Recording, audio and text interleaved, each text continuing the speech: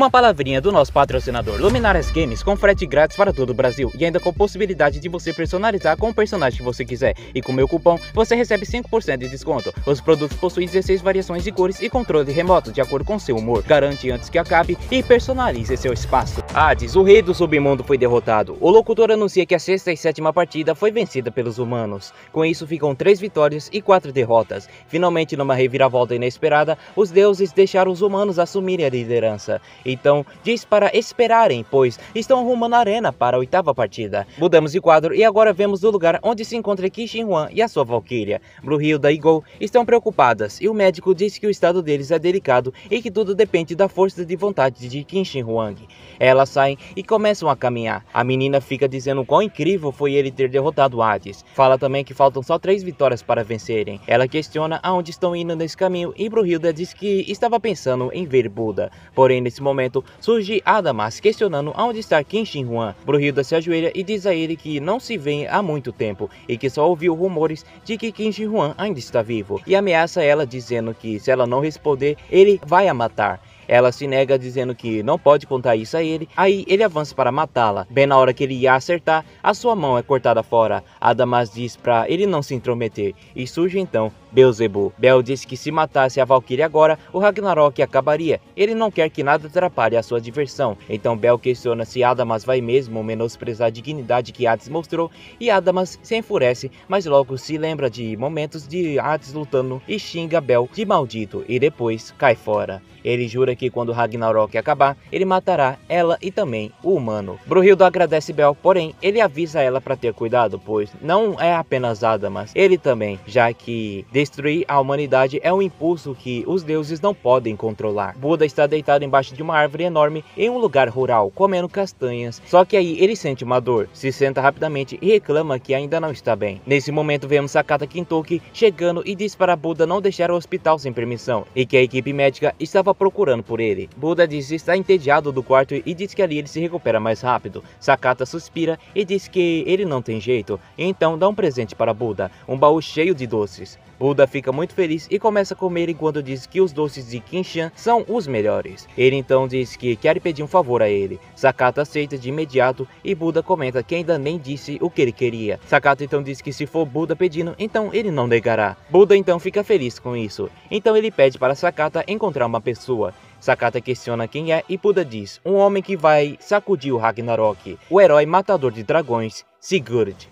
Logo isso, Brunhilda grita de raiva e bate os pés, esbravejando. Não acredito que ele escapou da enfermaria desse jeito. O que ele pensa que está fazendo? Esse homem é egocêntrico, se referindo a Buda. A Gou então se questiona onde ele estaria e diz estar preocupada com os ferimentos dele. Brunhilda a olha e diz, com um tom de ameaça, que não se preocuparia com isso mais. A menina decide então mudar de assunto e começa a dizer como aquilo que ocorreu anteriormente, o encontro no caso com Bel e Adamas, foi incrível. Afinal, ele é sempre tão calmo. Demonstrar suas emoções assim é surpreendente da parte de Bel. A Valkyria lhe responde dizendo que era mais do que isso. Nenhum dos deuses aceita que Hades, o deus do submundo, foi derrotado. A menina então fala do soslaio que nenhum dos deuses esperava isso. Até elas achavam que ele venceria. Nesse momento, Brunhilda para de caminhar e então a menina esbarra nela. Elas estavam em frente a uma grande porta, que mais se parece com portas de cofre. Ali é onde se encontrava o próximo lutador do Ragnarok. Em cima da porta surgem câmeras. Ela escaneia os olhos de Brunhilda e então a porta é destrancada. A menina se questiona de quem é essa sala e a excêntrica da Brunhilda alegremente diz, enquanto anda e pula alegremente o seguinte: Abracadabra, em toda a história da humanidade, ele é o único mago que já existiu. Terminamos então o extenso corredor e elas finalmente chegam em uma grande sala. A menina se assusta com os vários corpos no chão, mas a Valkyria acaba dizendo que eles só estão dormindo pelo cansaço. Vemos então a sala em uma visão mais ampla. Suas paredes são quadros enormes, cheios de cálculos e em uma área há alguém escrevendo neles. Belíssimas! As perfeitas leis da física são as coisas mais lindas do mundo. Como sempre, não é, Tesla-sama? Explaneia Brunhilda. Com esse pequeno diálogo, temos a primeira aparição de Tesla, nosso próximo lutador em prol da humanidade. A menina se surpreende por ele ser Tesla, e temos aquele clichê de quadros descrevendo alguns feitos do personagem: o gerador elétrico, os equipamentos de rádio e a lâmpada. No caso da lâmpada aqui, eu sei que muitos de vocês vão falar, ele não inventou a lâmpada, mas ele só aperfeiçoou. Um gênio da ciência, que inventou uma tecnologia que ainda é usada até os dias de hoje. Ele foi chamado de o cientista louco do século, um personagem enigmático, assim que a humanidade reconheceu Tesla. Suas invenções e pesquisas são como magia. Ao ouvir a palavra magia, Tesla disse não em 4 línguas diferentes. Não, nem, e diz odiar essa palavra, e afirma não usar magia, e sim ciência. Brunhilde lhe questiona se a pesquisa do protótipo já estava completa. Tesla diz que a tese está pronta, graças a isso aqui, apontando então para sua própria cabeça. Ele afirma que a única coisa que falta para terminar o protótipo é o material. Brunhilde então diz ter uma ideia para isso, e chama sua irmã Gondu, a 9ª irmã das 3 irmãs Valquírias. Tesla então anda rapidamente até ela e analisa de ponta a pé. A menina afirma ser grosseiro, afinal ele está olhando de cabo a rabo para sua irmã. Com uma cara muito séria, Tesla pergunta se tem permissão de usar o corpo dela. Ela diz então que sim, ele tem a permissão. Ela pega a mão dele e fala o seguinte: se quiser usar o meu corpo, não irei me opor a você. Tesla diz que a intuição supera a base do conhecimento e diz que esperava por esse momento, tudo pela ciência. E ela responde: sim, tudo pela ciência. Sim, tudo pela ciência. Uma forte e enorme luz cobre todos, e a menina acaba sendo jogada para longe, pela força do vento do Volund. Enquanto isso, Brunhilde diz que Gondu, a donzela da guerra, o poder que vive em suas ruas é grande poder mágico. Nessa hora, aquela luz brilha mais intensamente, como uma bomba, e acaba criando muita fumaça. Nessa hora, somos apresentados a Galileu Galilei, Albert Einstein, Marie Curie, Isaac Newton, Alfred Nobel e Thomas Edison. Todos ficam muito surpresos, mas dizem que finalmente o trabalho foi finalizado. O que as pessoas chamam de Deus, eu chamo de leis da física. Então surge Tesla, usando uma armadura ridícula de horrível, e ele fala que é nesse momento que superamos os deuses. Mudamos de cena e agora estamos em uma sala cheia de livros e vemos Hermes tocando violino. Então Bel bate palmas e elogia que a canção é bela. Então ele pergunta se é um requiem para Hades. Hermes lhe responde que aquele foi o melhor que ele conseguiu fazer com essas mãos. Ele então questiona se poderia levar algumas coisas para seu quarto, porém Bel diz que tem um favor a pedir. Eu gostaria que falasse com Zeus-sama que eu irei lutar. Beelzebub, o senhor das moscas, é dito que ele é amaldiçoado pelo primeiro governante do inferno, o demônio Satanás. Vemos então uma memória passada, impérios flutuanos, e dentro deles está Beelzebub, andando em uma rua vazia. 2 demônios então estão observando pela janela e se perguntam se ele é realmente amaldiçoado, e dizem que quando ele está perto, sentem que algo ruim vai acontecer, que tudo ao seu redor se transforma em cinzas. Todos os deuses que se aproximam dele morrem. Quando mata alguém, ataca sempre no coração. Não fale com ele, nem mesmo faça contato visual, nunca se atreva a chegar perto dele. Desde o início, havia um rumor de que Beelzebub foi amaldiçoado por Satanás. Mudamos de cena e vemos Bel alimentando um unicórnio. É dito que nada chega perto dele e da mesma forma ele não se aproxima de ninguém. Até que 3 anjos, eles eram Azazel, Samael e Lúcifer, se aproximam. Lúcifer diz que ouviram que alguém muito interessante estava na cidade e que queria encontrar com ele. Então ele questiona se Bel está pensando em fazer algo e se ele não gostaria de acompanhá-los para ir jogar no Éden. Azazel diz que a maçã de lá é deliciosa e que Bel não parecia muito interessado. O Samael comenta que ele é o único que é comprado por comida. Ele então começa a falar sobre conhecimentos interessantes, porém Bel interrompe dizendo que deveriam ir embora. Samael se encolhe no chão, deprimido por ter sido mandado embora. Lúcifer pergunta por que deveriam ir, e ele responde que parece que ele está amaldiçoado por Satanás, então é bom que eles estejam longe. Lúcifer não se importa e se senta perto dele. Diz que Satanás provavelmente é só uma superstição, como uma história incrivelmente cruel. Ele diz para Bel que se eles, os fofoqueiros, não estivessem certo, então é só deixar ele dizer que está pouco se lixando, por mais que eu não entenda muito bem o que isso signifique. Azazel diz que nunca teve ou comeu um Satanás antes. Samael diz que é porque ele não é comida e chama ele de anta. Bel tenta mandá-los embora novamente, porém, todavia, entretanto, Lúcifer diz que não quer deixá-lo sozinho. Bel pergunta o que ele acha tão interessante nele e Lúcifer fala que só quer ser amigo dele. Bel retruca dizendo que ele nem o conhece e Lu diz que Bel também não o conhece. Em outras palavras, eles são muito bons em fazer amigos. Ainda que sejam só um trio idiota, são muito bons socializando. Ele pergunta se eles têm um parafuso solto. Lúcifer ri e diz que os olhos de Bel mudaram. Azazel diz que cortará e comerá o que quer que seja esse Satanás. Samael acha que ele não consegue fazer isso, mas gostou da animação dele. Azazel se exalta e grita perguntando sobre o porquê ele não conseguiria. Samael diz que mesmo tendo todas as vantagens, ele ainda perderia. Azazel então o agarra pelo colarinho e diz que só falou isso porque ele quer comer Satanás também. Samael então fala para ele mostrar tudo que ele é capaz, então Azazel acaba peidando. Ai, ai, ai. Eu não vou dizer nada, tá, gente? Todos fazem uma cara de sério e Bel acaba rindo. Até Lúcifer se alegra por Bel finalmente ter sorrido. Ele então se levanta e estende a mão. Vamos, Beelzebub, ele diz em um suspiro. Beelzebub então aceita sua mão. Trocamos de cena e agora estamos no pomar do Jardim do Éden. Lúcifer joga maçãs para Bel segurar e um velho aparece gritando, xingando e expulsando eles. Lúcifer puxa Bel e todos começam a fugir. Para Beelzebub, esses 3 anjos foram seus primeiros amigos. Brincar, nadar, comer e jogar junto faziam ele sorrir. Isso é muito bom e vai ser assim sempre, para sempre, todos juntos para sempre. Com todo mundo, eu sei que vai ficar tudo bem. Beelzebub pensava assim. Ele já não estava mais sozinho. Ele fecha os olhos e, ou era o que ele pensava, quando ele os abre, se encontra deitado sobre uma poça de sangue. Ele se levanta assustado e chama por seus amigos, dizendo para eles acordarem. Quando ele olha para o lado, todos estão mortos. Cada um deles estão com um buraco no peito. Ele grita e se relembra sobre o que fizeram antes. Todos os deuses que chegam perto dele morrem. Quando ele ataca alguém, ataca direto no coração. E parecia como se Satanás devorasse em seus corações. Enfurecido, Bel culpa Satanás pelo ocorrido, e esta foi a primeira vez que Beelzebub teve um propósito na vida. Seu propósito era se vingar de Satanás. Depois disso, Bel se dedicou a investigar Satanás. Beelzebub voltou a ser aquele deus mais solitário. Então um dia, alguém aparece. Ela vagueia pela biblioteca, falando sobre 3 anjos que foram atacados e que somente um deus sobreviveu. Ela diz que para algumas pessoas é muito óbvio o que aconteceu. O culpado tinha sido Deus amaldiçoado por Satanás. Então, ela se aproxima e pergunta para Bel, que estava sentado em uma mesa repleta de livros, se foi ele, e ele a ignora. Então ela diz que todos lhe contaram rapidamente onde ele estava e rumores sobre ele.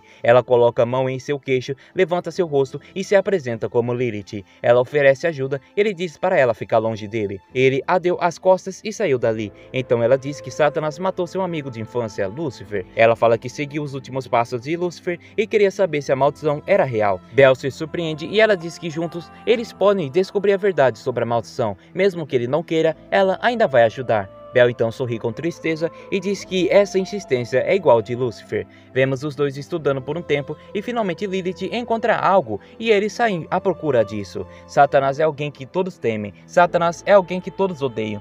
Todos sabem quem ele é, mas ninguém jamais ouviu. Beelzebub estava em uma mesa se remoendo por não encontrar nada sobre Satanás. Então, ao fechar os olhos, ele vê. Atrás dele se encontra Satanás. Em sua mão estão os 3 anjos. Bel grita para ele deixar seus amigos, porém Satã o esmaga e diz que tudo que ele ama irá morrer. Aí temos esse painel maravilhoso aqui. Beelzebub acorda assustado em sua cama e Lilith aparece na porta de seu quarto. Ela se senta na cama e o abraça. E então ele começa a se perguntar por que Lúcifer tinha que ser amigo dele, porque teve de o conhecer. Lilith o vê chorando e diz que ela não poderia deixar Bel sozinho. Lúcifer era como um sol, quente e brilhante para todos ao seu redor, mas até ele era solitário. Por isso, quando via alguém sozinho, não poderia deixá-lo. Lúcifer jamais deixaria ele em paz. Bel diz que vingará eles e ela diz que nós nos vingaremos. Beelzebub já não estava mais sozinho. Ele diz que sempre a protegerá. Diz obrigado, mas ele fecha os olhos e quando os abre novamente, depois de um longo caminho procurando Satanás, ele vê sangue. Beelzebub agora havia achado e Lilith está empalada por sua mão, que atravessa diretamente seu coração. Ela ri bem fraco e diz que ele finalmente está de volta. No momento em que seu amor atinge o ápice, seus olhos então se arregalam, Beelzebub destruirá. Vemos o que ocorreu no Éden. Ele primeiro empalou Samael, o que ele ama, depois Azazel e por fim Lúcifer, que quando viu Beelzebub vindo, abriu seus braços. E nesse momento que Satanás ganha vida. Voltamos ao quarto e Bel entende, sou eu. Satanás sempre tinha sido eu. Satanás estava dentro dele o tempo todo. Ele retira seu braço e ela cai no chão. Ele se desespera e tenta ajudá-la. Pede perdão a Lilith e segura sua mão. Diz que os momentos que passou com ela o fizeram feliz, muito feliz. A viagem em busca de vingança termina aqui. Tem certeza que Lúcifer concordaria com isso e seria o certo para ele. Ele chora dizendo que não pode se perdoar. Ela coloca sua mão no rosto dele e diz: Beelzebub, eu te amo. É por isso que ela lhe dará algo, pede perdão e diz que esse será seu último desejo. Quero que você viva. E então sua mão cai. Ela agora estava morta. Bel segura ela, chora e grita. O espírito vingativo que o acompanhou foi o mesmo que fez ele perder o rumo. Beelzebub está quebrado. Voltamos aos tempos atuais e vemos Bel sentado em uma cadeira. Ele murmura para que o matem logo e de uma forma mais brutal. Eu só quero morrer. Então, a luta se inicia. O narrador anuncia que a reforma está completa. A 8ª rodada da Batalha dos Deuses contra a Humanidade, com 3 vitórias dos deuses e 4 para a humanidade. Ele novamente afirma que os deuses permitiram que os humanos assumissem a liderança, mas para livrar dessa humilhação, veio o Deus do Inferno. Os demônios e etc. veem as moscas e eles logo ficam assustados e ficam surpresos. Ele veio para acabar com toda a esperança da humanidade. Um Deus amaldiçoado, forjado nas sombras mais escuras. Um Deus da escuridão. Ele traz a morte, ou talvez a fertilidade, uma entidade misteriosa dos 7 pecados capitais. Ele é o sacerdote da gula, governante dos espíritos malignos, o ser o qual até os deuses abominam e temem. A raça humana treme toda vez que escutam o seu apelido. Ele é o ser mais forte do submundo, o senhor das moscas. Todos do lado da humanidade estavam horrorizados, chamando-o de diabo. Aí mostra Bel fazendo aquela pose segurando a bengala dele, e o deus amaldiçoado por Satanás se revela, Beelzebub. Vemos então os demônios morrendo de medo e dizendo que finalmente apareceu e começaram a falar mal dele, coisas do tipo, nem se fosse o fim do mundo eu confiaria em alguém assim. Agul e Brunhilda comentam sobre o quão ruim foram os comentários. Ela pergunta para Brunhilda se ele é tão odiado assim, e a Valkyria responde que Beelzebub é um deus que a frase dela é cortada pelo seguinte comentário do locutor, que veio do canto mais escuro do inferno, e o representante dos humanos que desafiará o senhor das moscas, Beelzebub, é ele! Nos é mostrado então um dos humanos, e de lá surge uma ponte. De repente algo começa a esmurrar a porta pelo lado de dentro quando ela finalmente sai. Raios de eletricidade saem por todo lado. Todos se perguntam por que ninguém saiu de lá, mas então os raios começam a aumentar. Aí o locutor afirma que assim como os outros humanos, esse quer fazer uma entrada triunfante. Ele aceita o desafio. E então ele diz a seguinte frase, nascido em uma noite de tempestade, ele é o filho da luz, literalmente o homem que iluminou o mundo, com um cérebro brilhante que vai além dos limites humanos.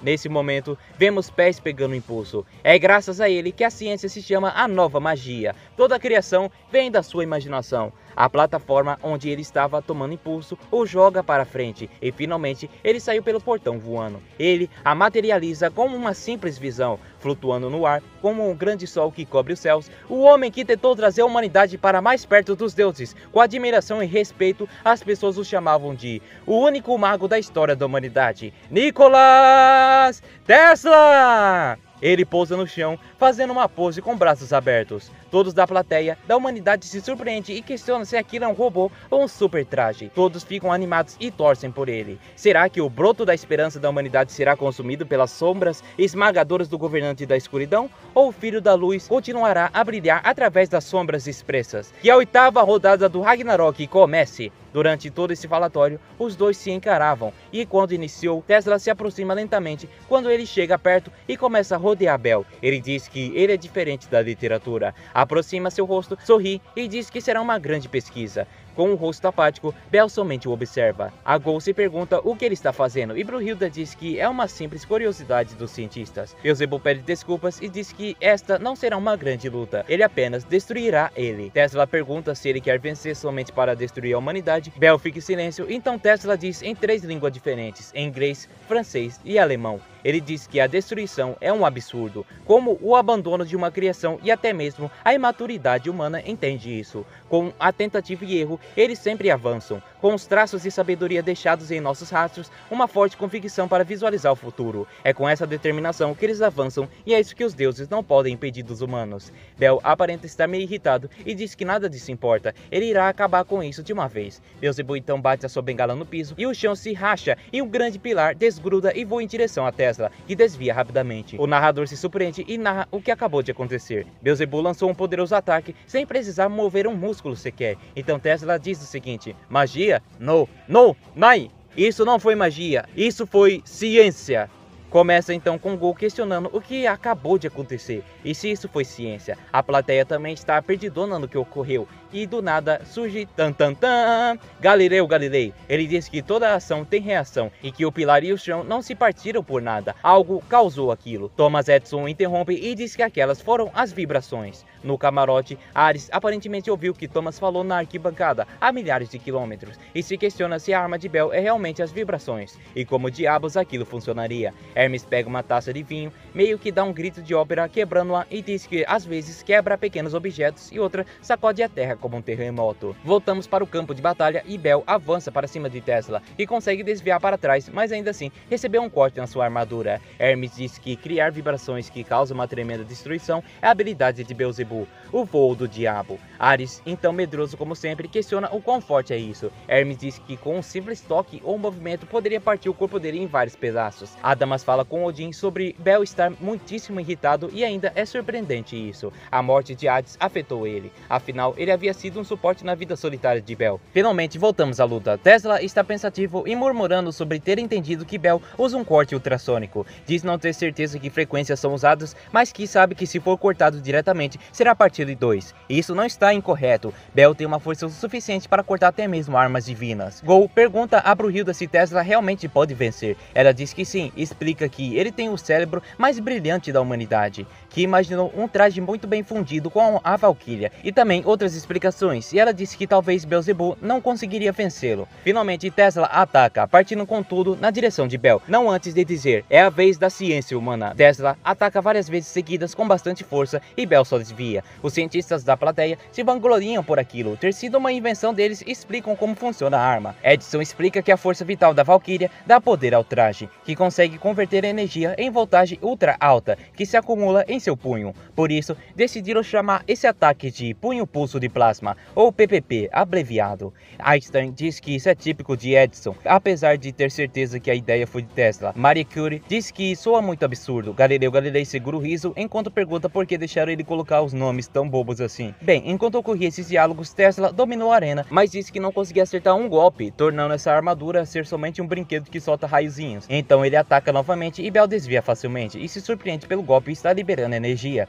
Novamente ele ataca e diz que esqueceu de avisar que a nossa ciência iguala às dos deuses. Ele então estica sua mão puxando para trás, como se estivesse puxando energia. Avança na direção de Bell rapidamente e o acerta em seu rosto. Ocorre uma grande explosão na arena e todos estão em choque. Entretanto, ao pular para fora da fumaça, Tesla se demonstra confuso ao olhar para sua arma e em seu pulso, vemos então que Bell foi acertado pelo golpe e que se defendeu usando a sua bengala. Essa é a defesa que se chama Sorate, Porta dos Infernos. Tesla se demonstra muito animado por Bell ter usado um escudo de vibrações para se defender. Bell questiona se isso é tudo que Tesla tem e se sim, era melhor acabar logo com isso. Então ele usa um ataque chamado Sorate, Anjo Caído, e ele pulou em direção a Tesla enquanto ele junta suas mãos, acumulando um enorme poder em seus punhos e revida seu ataque chamado Punho-Pulso de Plasma Gêmeo. Ambos se chocam, porém a força das vibrações aumentam e atingem Tesla, destruindo parte da arena. Ele se encontra ajoelhado, ferido e com parte da sua armadura quebrada. Bell o olha por cima e diz que, assim como eu pensei,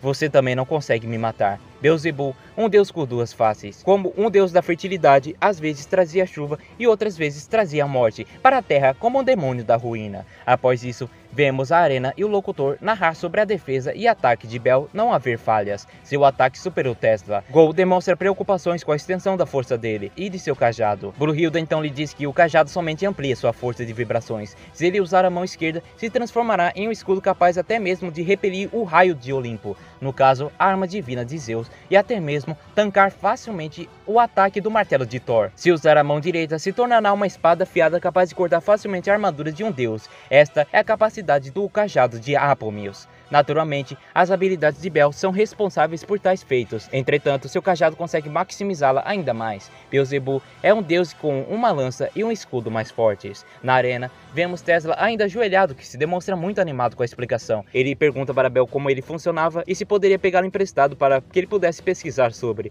Bell estende o seu cajado na direção dele e diz que não vai continuar isso, pois ele não pode matá-lo. Tesla nega e diz que por mais que o presente seja seu, o futuro é nosso, e que a humanidade está um passo à frente do presente e 2 do futuro. Então ele se desculpa pela demora e diz estar pronto e que agora ele vai mostrar algo muito legal para ele. Ele diz isso enquanto endireita-se, ergue os braços para o céu e olha para cima. Ao reparar esses movimentos, Bell olha para cima e percebe que o céu está repleto de faixas elétricas. Tesla junta seus braços em X e ao separá-las em um enorme símbolo elétrico do infinito, surge e cria uma grade que limita a arena. Ele diz que mostrará o valor da evolução da humanidade. Com isso, Nicholas lhe apresenta a prisão dos deuses, que por curiosidade se chama Zona Gematria, prisão dos deuses. A plateia do lado humano está animada e surpresa. Brunhilda também está surpreendida com essa gaiola feita de eletricidade. Tesla então usa seus propulsores que estavam em seu calçado, que parece um pé de cavalo, e flutua na arena. Os cientistas ficam extremamente emocionados com aquilo e o quão bela é a ciência de Nikola Tesla. Na gaiola, Bell se demonstra descrente.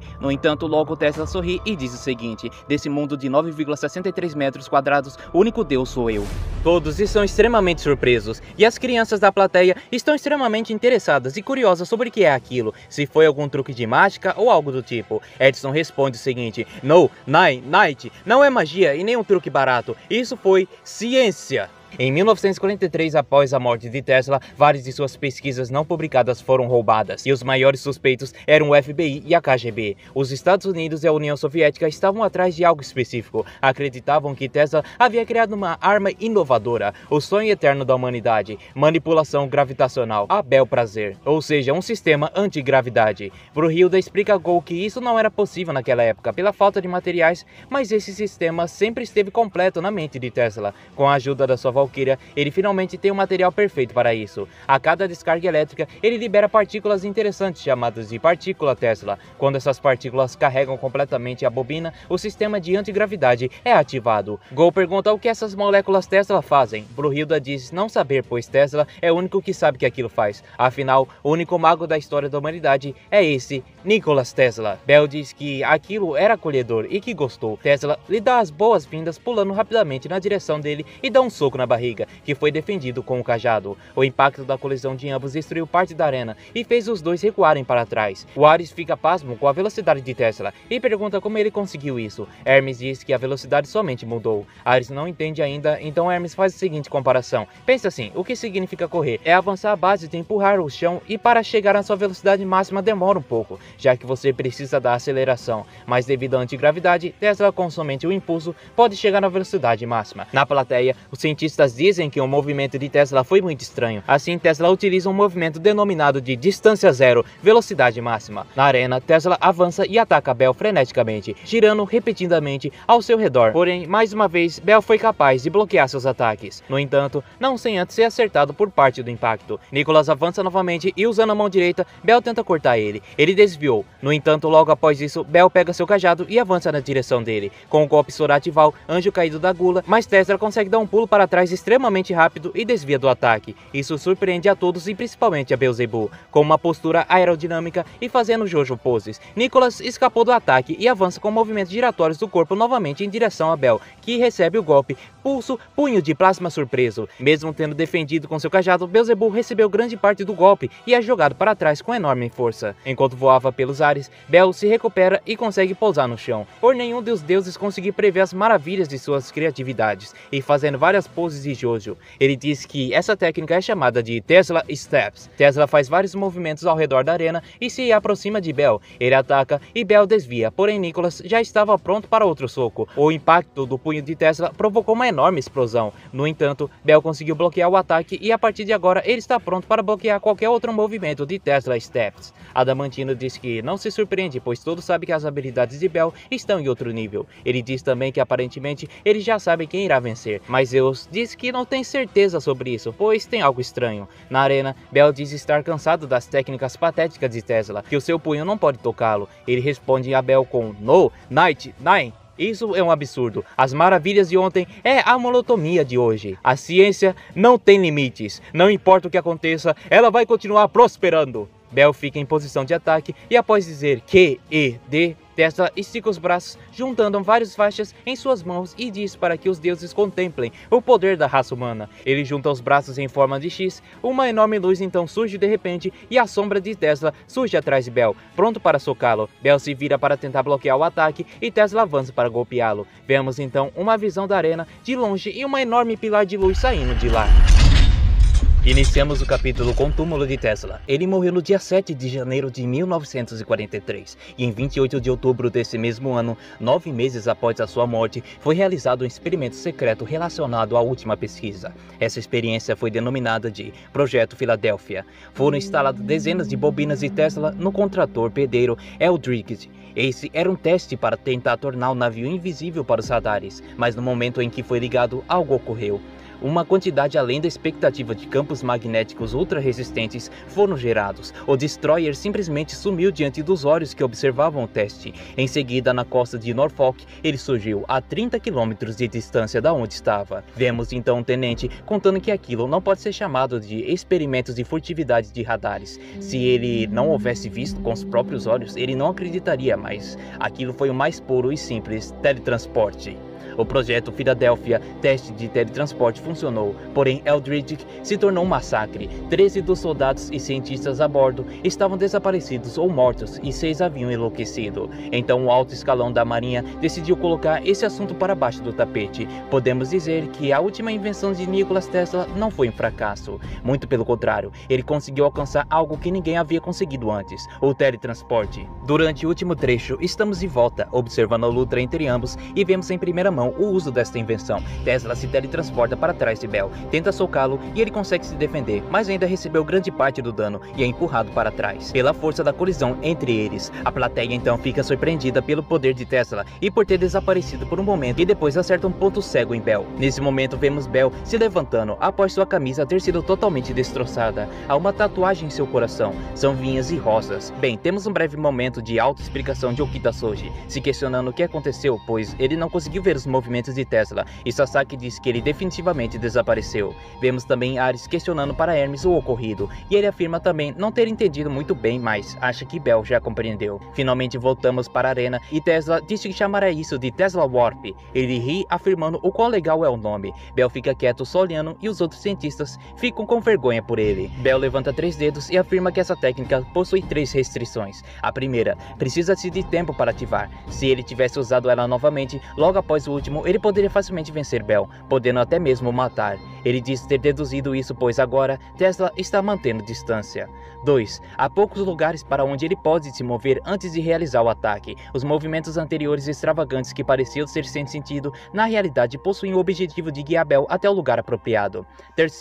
Há uma quantidade limitada de vezes em que pode-se usar essa habilidade. No exato momento em que Bell diz a terceira restrição, a bombina da armadura da mão esquerda ou direita, depende do lado que você olha, de Tesla se quebra. Pro Hilda e Gol, Jack, Sasaki e suas respectivas valquírias demonstram surpresa. Tesla sorri e bate palmas para Bell. Ele explica que o Tesla Warp só funciona dentro da zona Gemátria e nos pontos em que vai se mover necessita de maior concentração de partículas. Bell diz que esse foi um dos motivos dele ter dado daqueles socos estranhos. Onde ele estava usando seus socos, atraía e coletava as partículas. Tesla confirma e diz que assim ele pode definir onde deve ir e sincronizar as partículas na super bombina de Tesla, que se encontra na armadura da mão dele, e assim ele voa. E ele também disse que o lado ruim é que demora 63 segundos para sincronizar e a cada warp consome uma de suas bombinas. Vendo isso, ele realmente possui uma quantidade limitada de vezes que ele pode usar, então agora restam só 2 chances. Um dos cientistas questiona por que ele está revelando suas fraquezas. Após ouvir isso, Gol questiona o que acontecerá se ele usar mais do que isso.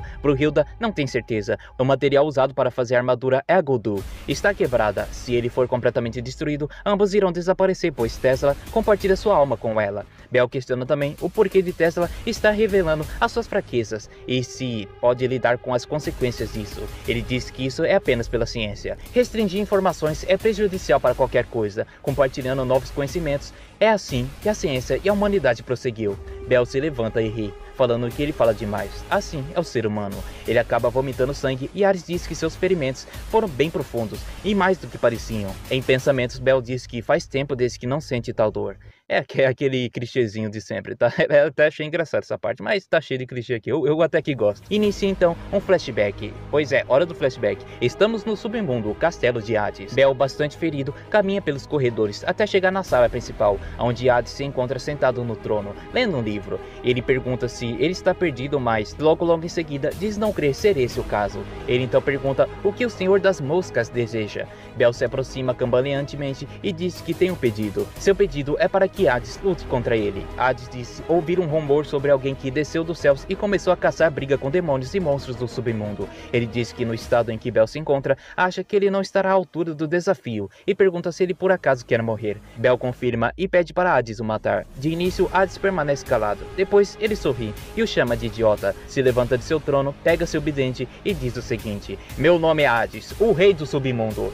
e eu aceito seu desafio, Senhor das Moscas. Bel está ajoelhado. Ele joga seu braço para trás e impulsiona ela em direção ao seu coração, porém sua mão para antes de chegar em seu peito. Seu braço então fica coberto de veias, e Bel diz que não consegue se matar, mesmo que ele tente, não importa o que ele faça. Ele diz que é por isso que ele quer que esse sofrimento acabe. Diz que ela lhe deixou essa maldição. Hades chama ele de idiota novamente. Ele diz que não sabe o que ocorreu entre Bel e Lilith, mas essa tatuagem em seu peito não é uma maldição, e sim uma oração. Bel fica confuso. Hades explica que essa pessoa não queria que ele vivesse no passado, então ele tem que se perguntar como deve viver. Ele tem que pensar novamente sobre o que deixou para trás. Bel se lembra de Lilith lhe dizendo que amava, então ele deve viver por eles dois. Hades se vira e vai em direção à saída, dizendo que se ele ainda querer morrer pelas mãos dele, deve voltar em perfeitas condições. Com um sorriso no rosto, ele fala que estará esperando. Sozinho, Bel se questiona se isso é verdade. Logo vemos ele totalmente recuperado na sala do trono, de pé diante a Hades, que ele joga uma pequena caveira que também é uma bengala. Hades diz que com esse cajado as habilidades de Bel vai possuir uma força maior. A Apomius será seu braço direito. O flashback acaba aí e voltamos para a arena, onde Bel pensa que tudo é culpa de Hades, por causa da sua irritante personalidade. Ele está cada vez se tornando cada vez mais irritado. Nesse momento Tesla parte para cima dele, mas Bel consegue se defender. Ele segura a pequena caveira com as duas mãos em frente de seu peitoral, concentrando algum tipo de poder ali. Adamantino se exalta se questionando o que ele está fazendo, e Zeus se assusta pois reconhece a técnica e diz que ela é um tabu do submundo. Na arena, Tesla pede para Bel lhe mostrar o que mais ele pode fazer. Ele dá um soco em Bel que o empurra para longe, mas ele permanece na mesma posição. A caveira começa a se iluminar mais e mais fortemente e o chão ao seu redor começa a ficar destrutivo. É dito que quando o deus da fertilidade Baal se encontra com Zebul, o demônio da ruína, nascido no vazio, destinado a engolir a terra prometida, o pecado original do submundo, número 0, o deus do vazio surge. Começamos então de onde o último capítulo acabou. Vemos a arena ao longe e fortes raios estão saindo de lá para toda parte, e então ela explode. O locutor sai voando com a força daquele vento e a plateia e os deuses também recebem uma bufada de vento. Nostradamus fica empolgado e abriu-se um buraco na arena. Tesla está totalmente ferido e exausto. Aparentemente, o poder de Bel meio que atingiu em cheio Tesla e explodiu ele. A armadura usada está bastante danificada, então Gondu fica bastante preocupada com a sua irmã. Brunilda permanece apenas calada. Adamantino pergunta para Zeus que técnica é aquela. Ele diz que já havia ouvido falar dela. A mão direita para o ataque e a esquerda para a defesa. Juntando elas, criaria uma ondulação de vibrações que causaria uma explosão. Zeus também diz que ele já usou uma vez no submundo. Foi tão forte que ele foi considerado um tipo de tabu. Adamantino pergunta o porquê Bel está tão ferido também desse processo. E Zeus diz que a técnica é tão forte que é impossível o usuário sair sem danos após usá-la. Especificamente, ele falou que o corpo também é destruído por causa do próprio poder. Por isso, ele não conseguiu finalizar de vez Tesla. Eu devo dizer para vocês aqui, na minha opinião, que eu acho isso um tipo de Deus Ex Machina e talvez um pouco de preguiça do roteiro, tá? Foi algo que aconteceu com Adão, foi algo que aconteceu também com Raiden e foi algo que aconteceu também com o nosso Hércules. No caso, esse limite de você levar dano por usar o próprio poder. Eu acho um pouco desnecessário você basicamente usar esse poder quando não há necessidade, apenas você manter a luta. Porque assim, pra mim, Bel não precisava usar esse poder agora, tava lidando muito bem contra o Tesla. Ele simplesmente decidiu dar esse tipo de ataque sabendo muito bem que Tesla tinha vibrações. O que, vamos falar a verdade, Bell sabia muito bem que ele poderia dar esse tipo de ataque e defesa. Então, sinceramente, se Bell continuasse apenas atacando, talvez Tesla ficaria encurralado e acabaria não tendo mais armas para usar contra ele. Mas, como precisa de um motivo para dar uma balanceada na luta, o autor faz isso. E se vocês parar para pensar, se o Bell não tivesse nenhum tipo de dano ao usar suas próprias habilidades, então basicamente Tesla nunca teria chance de vencer ele. Assim como, por exemplo, também Jack, o Estripador, não venceria o Hércules, já que o Hércules ele não poderia usar toda hora o seu poder. Mas se ele pudesse usar, Jack não teria chance nenhuma, simplesmente é isso. Mas eu deixo para vocês pensarem sobre isso. Por agora, vamos falar sobre outra coisa. Na arena, Bell diz estar surpreso por Tesla ainda estar vivo. Uma das suas bobinas cai e os cientistas da plateia ficam aterrorizados por conta disso. Um deles explica que Tesla não tinha outra escolha. Com tal ato, conseguiu enviar um pouco das suas vibrações. Pelo menos em parte do uso da bobina foi isso. Basicamente, ele disse que o Tesla conseguiu desviar parte das vibrações, mas que ainda assim foi atingido por ela. Quando ele ia continuar falando, a cena corta e voltamos para a arena. Bell admite que Tesla é incrível, mas fala que agora é o fim dele. Ele levanta o crânio daquele cajado, mas Tesla começa a se levantar. Diz não em 3 línguas diferentes. No, noi, nai, não. E fala para a humanidade que não existe um fim e nunca terá.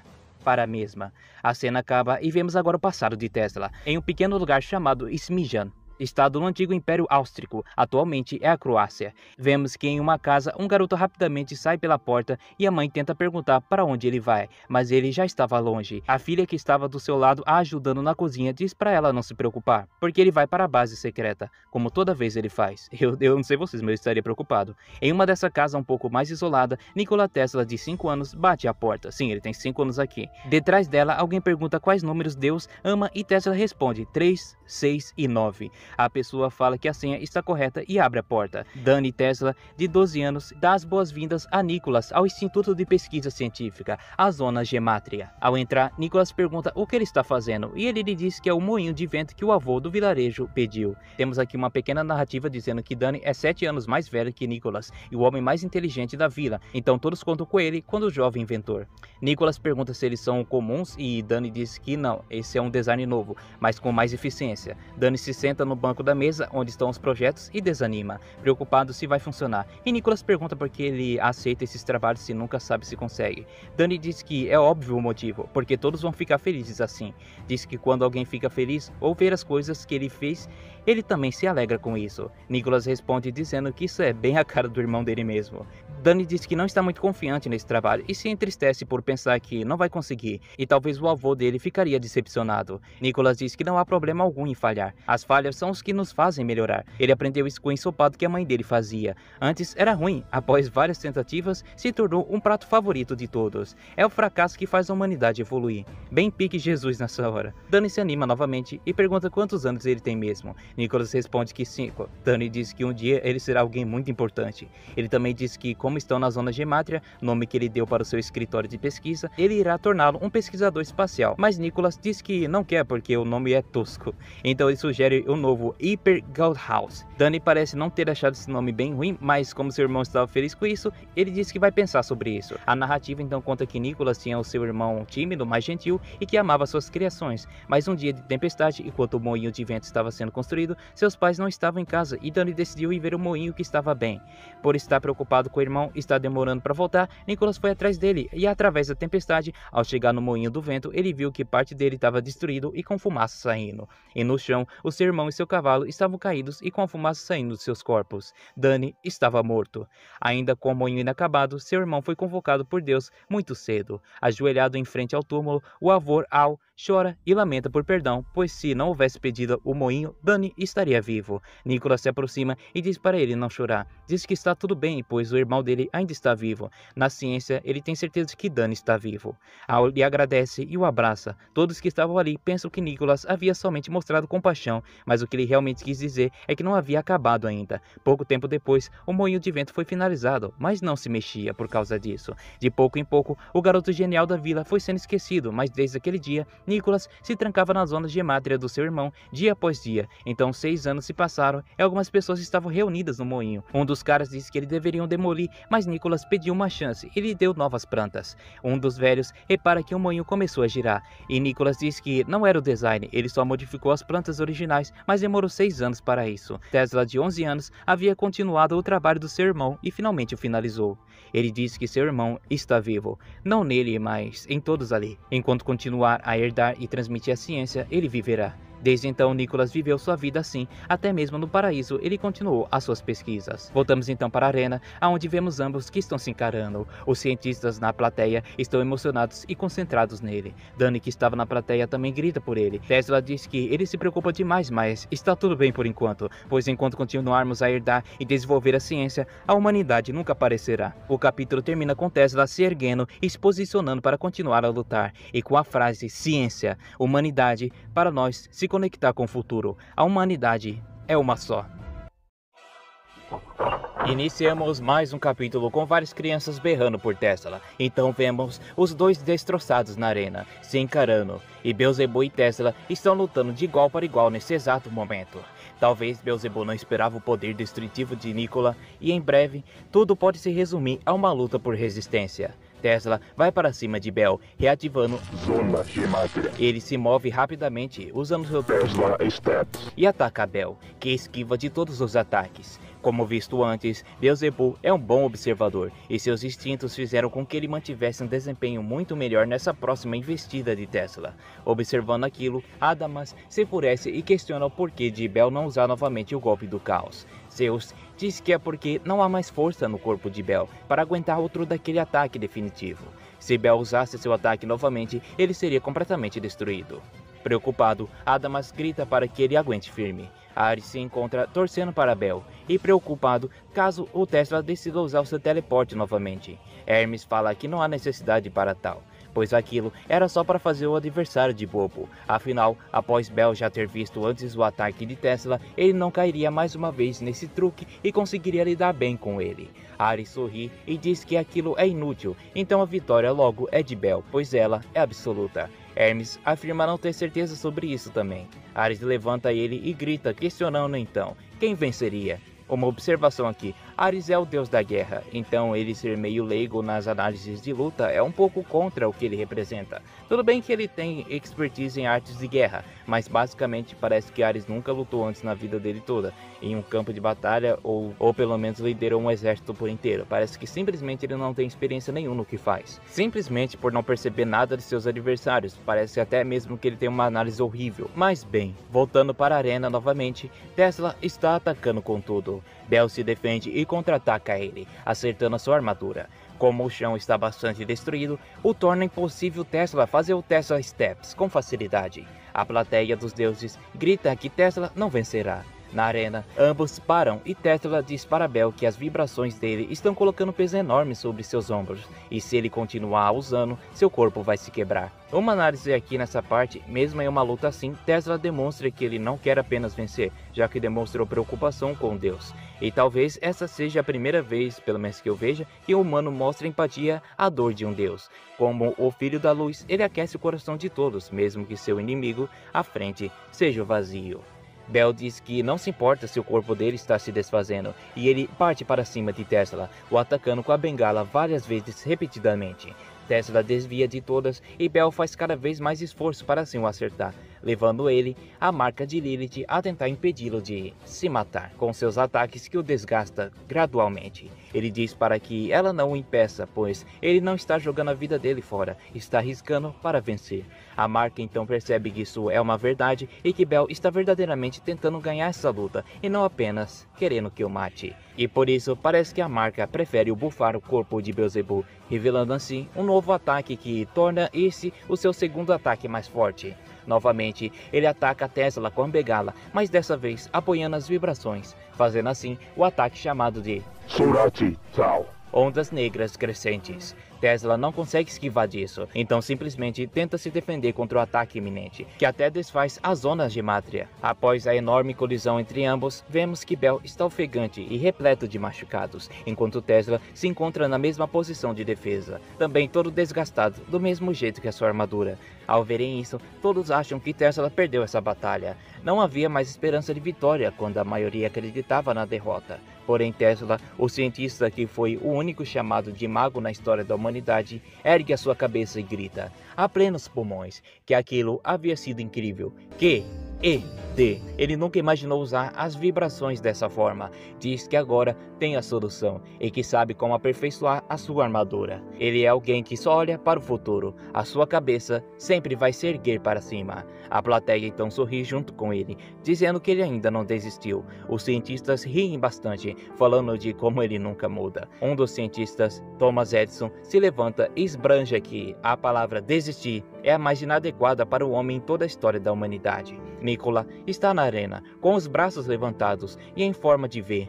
Vemos então seu irmão preocupado com ele e Go aliviada. Tesla disse que toda vez que a humanidade está em perigo, ela evolui. Quando ele diz isso, começa a sair rajadas da sua bobina, principalmente da sua armadura, demonstrando visualmente que ele também evoluiu. Depois da forte rajada de luz em cobrir Tesla, a arquibancada da humanidade está maravilhada com isso. Nikola se prepara fazendo pose de combate e diz que ele e a humanidade juntos vão conquistar o futuro. As cenas vão mudando e mostra a torcida do irmão de Tesla, da plateia, dos cientistas, de Go e de Brunhilde. A luz emitida pela última bobina, assim como Nikola Tesla, uma vez iluminou a Terra, mais uma vez ele acende uma luz no coração de toda a humanidade. Por isso, a sua confiança em sua bobina e a sua mais nova descoberta. Todos da plateia aplaudem, pois mesmo nessa situação desesperadora, Nikola ainda desafia os deuses e une a humanidade em uma só. Uma cena mostra Jack e a sua valquíria assistindo a luta, e a sua valquíria diz que Tesla é uma pessoa muito otimista e que isso é bom, torcendo para sua irmã Gondo. Mas Jack diz que o que impede essa vitória é aquele escudo, e se Tesla não der um jeito de prever isso, ele estará sem soluções. Voltamos ao campo e o narrador diz que mesmo coberto de ferimentos, Tesla está disposto a usar todo o seu poder para atingir Beelzebub. A plateia humana grita por Tesla e a dos deuses finalmente começam a torcer por Beelzebub. Tesla inicia os ataques, mas é bloqueado, e em sequência continua, para no fim usar seu punho pulso de plasma infinito, uma nova técnica. Ele é tão rápido que os lutadores ficam completamente impressionados. O Kita mesmo não consegue nem ver quando ele ataca e quando ele para de atacar. Entretanto, Sasaki deve notar os ataques e também as pausas entre si, se for de acordo com a sua luta contra Poseidon. Sua surpresa deve ser devido à velocidade que Tesla alcançou tão exponencialmente. Foi tão intenso que Beelzebub começou a focar toda a sua atenção na sua defesa, e os cientistas perceberam o que Tesla estava fazendo. Era apostando. Não necessariamente ele tinha uma solução direta com esse ataque, mas ele estava se arriscando com isso. O narrador não sabe o que dizer, simplesmente ele não sabe como os ataques de Tesla podem ser parados. Então Tesla apenas continua atacando de frente, o que faz todos acreditarem que ele planeja quebrá-lo assim. Mas Adamas ri, dizendo que não importa. Em algum momento Tesla vai ficar sem forças para atacar e vai parar com a sua chuva de socos, abrindo assim uma margem para que Beelzebub possa finalmente finalizar Tesla. Entretanto, Zeus coloca uma pulga atrás da orelha metálica de Adamantino. Ele diz que as feridas de Bell se equiparam à de Tesla. Logo, também é provável que a defesa de Bell não dure por muito tempo e se quebre pelo desgaste do corpo dele, o que faz Adamantino mudar sua atitude tranquila para uma atitude preocupada, gritando para que Beelzebub não perder, porque se ele morrer, ele mesmo vai o matar. Típico o que a Rochelle falaria. Olhando nesse ponto de vista, acho interessante Adamantino ser algo semelhante como um tipo de amigo de Bell, não necessariamente algo que se pareça como uma relação mútua. Para mim parece mais unilateral, como apenas preocupações de um amigo distante. Contudo, no campo de batalha, Tesla continua sua investida. A plateia torce por ele e Brunhilde e Go também torcem. Os deuses também equilibram um pouco a torcida. Loki se excita, Afrodite acha belo o brilho e o irmão de Tesla se preocupa com Nikola, percebendo o cansaço de seu irmão. O narrador se pergunta, será que a lança do cientista mais forte da humanidade vai vencer? Ou será que o escudo do deus maligno mais forte do submundo irá tancar? O impacto da teimosia de ambos solta uma faísca que engloba todo o campo de batalha. Os cientistas observam e percebem que a ciência e Deus estão em um pé de igualdade. Thomas Edison se levanta e pede para Nikola mostrar a eles a força da ciência humana, provar a eles que podem alcançar os deuses. Rasgando seu corpo para alcançar a vitória, o Senhor das Moscas, Beelzebub, e tentando superar os deuses com a ciência, o único mago da humanidade, Nikola Tesla, quem será que o primeiro que irá atingir o seu limite? E esse foi Nikola Tesla. Isso por culpa do dano do Deus do Vazio, que querendo ou não, fez a maior parte do estrago em Tesla. As vibrações fizeram o corpo de Tesla se destroçar por dentro. As ondas de choque de compensação é refletida pelo escudo de Bell pelas ondulações esféricas das vibrações. Logo, atacar o escudo de Bell diretamente foi um erro. Foi como se o ataque de Nicholas voltasse para o seu próprio corpo a cada soco. O escudo não só defende, mas pelo visto reflete. E os resultados do ataque do Deus do Vazio intensificou isso. De certa forma, foi como um veneno. E talvez for exatamente esse o plano oculto de Beelzebub, pois além de posicionar a sua defesa, ele também posicionou uma conduta de ataque, dando um literal parry para entrar com um contra-ataque. A chuva de golpes então parou. Todos do lado humano se entristeceram, e Beelzebub levanta sua mão dizendo que isso acaba agora. Mas Tesla, não, ele não fica surpreso com isso. Na verdade, Tesla sorri, pois a hora é agora, colocando sua mão sobre o solo e se rebate para levantar enquanto aproveita a guarda aberta de Bell, aplicando os punhos pulso de plasma jato, que rapidamente Bell se posiciona para a defesa novamente. Mas algo estava diferente. Tesla não estava sorrindo tão forte dessa vez. Na verdade, ele tinha um sorriso de tristeza, enquanto dizia obrigado ao Deus do Vazio, porque agora a ciência conseguiu evoluir. E assim, seu punho brilha, e no instante desaparece, antes de tocar o escudo de Bell. Todos os deuses e humanos se espantam. Tesla solta seu sorriso ainda mais aberto, e então ali estava. Seu punho foi para trás do escudo de Bell, usando o seu próprio teletransporte. Zeus se espanta, mas Bell por outro lado se posiciona, enquanto Tesla também ataca de frente. O punho direito vindo por trás e o punho esquerdo se aproximando. Em outras palavras, punho pulso de plasma cruzado. Um ataque de pinça inevitável. Bem, não para o Deus do Vazio. Tesla foi muito ingênuo nesse último golpe. Beelzebub é alguém muito mais experiente do que Tesla em uma luta. Logo, ele trocou sua defesa para o ataque atrás das costas e deslizou sobre o ataque de frente de Tesla para empalar ele com a sua palma. Os humanos ficaram surpreendidos e o silêncio toma conta do campo de batalha, mas Tesla rompe o silêncio, dizendo que então Bell percebeu e pensou que fora uma bela estratégia, mas Bell se demonstrou muito melhor do que ele. E Tesla afirma, foi ingenuidade da parte dele, mas Bell disse que não, era impossível para Tesla vencer. Bem, em uma mera batalha de força. Mesmo assim, Tesla se sente honrado. Bell retira seu golpe e anda em direção à saída, enquanto o resultado fora jogado.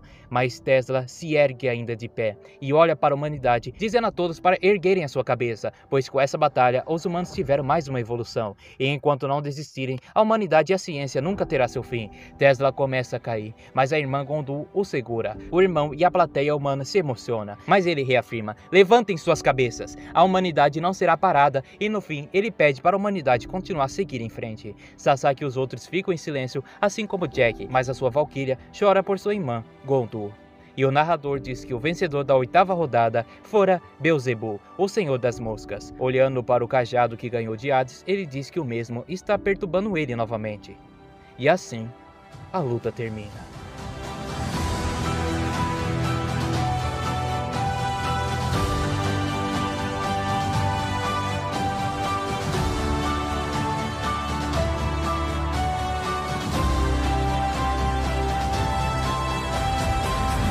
Bom pessoal, as minhas opiniões aqui antes da gente finalizar completamente. Querendo ou não, eu gostei dessa batalha, mas é triste afirmar que Tesla foi muito burro, cara. Eu achei um desperdício de personagem que esse ator fez. Simplesmente Tesla pensou que o quê? Ia vencer de um deus que batalhava milhares de anos?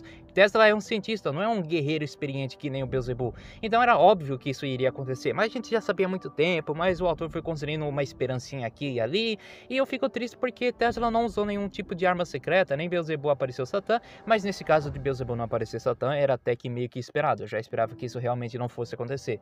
De qualquer forma, eu fico triste pela derrota de Tesla, mas eu não quero me aprofundar muito nessas coisas para não perder o tempo de vocês. Mas é isso, gente, infelizmente Beelzebub venceu essa. Eu sei que muitos de vocês também devem ter ficado felizes, porque eu sei que muita gente é team Beelzebub. E, bem, era mais do que esperado. Esse autor realmente não tinha muito o que nos dar. Ele deu um resultado bem esperado e a gente sabe que agora, na próxima luta que vai ter, provavelmente os humanos vão vencer ou simplesmente os deuses. E vai repetir essa mesma fórmula para poder chegar a faltar 1 a 1 para vencer e a gente ter aquela luta final, que vai ser épica. Com toda certeza eu acho que a vitória vai ser humana, mas tudo bem. Se por um acaso o Kita for lutar e ele vencer, na moral, eu vou abaixar minha nota pra Shumatsu no Valkyrie pra burro. Ai, mas eu peço pra vocês não desistirem do mangá por causa dessa derrota, tá, gurizada? É normal, as coisas não saem como a gente quer por vezes e nem por isso a gente tem que desistir das coisas. De qualquer forma, obrigado pela atenção de vocês. Deixem nos comentários o que vocês acharam dessa batalha. Eu fiquei completamente triste, mas o que eu posso dizer, o que eu posso fazer, né? Enfim, obrigado por tudo, falou e fui!